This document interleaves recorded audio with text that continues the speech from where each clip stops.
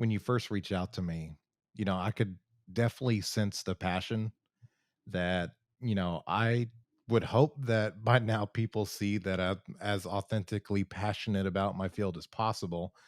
I mean, what nut in his right mind decides to invest all his own money, into taking on a venture to elevate the field into something it's never been before? I I remember, going through the ranks, going through the training, the 68 Alpha biomed school at Shepherd Air Force Base a long time ago. And unfortunately, it's been a lot longer than I'd care to admit. And all I could think about is while I was going through and, learning everything I could, running missions, couple deployments here and there, and I got out, got into the civilian world.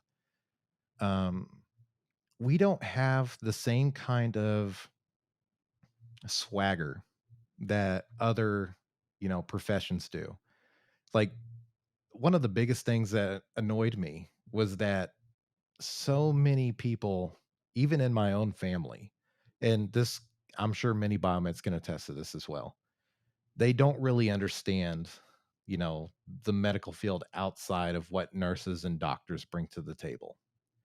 Mhm. And, it's kind of interesting because you Amy's coined the phrases uh we are medical device doctors.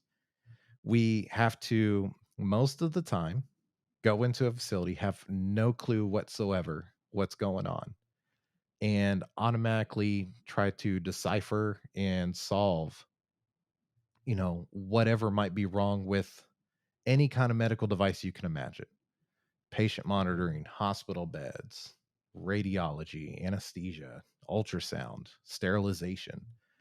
The the breadth and scope that we have to be, readily available for and knowledgeable about is sometimes, over our heads, but that's what's so fantastic about this field is you don't have to know everything, but one way or another, you're damn sure going to find out, whether through a Mhm. technical manual, technical support, asking a fellow colleague.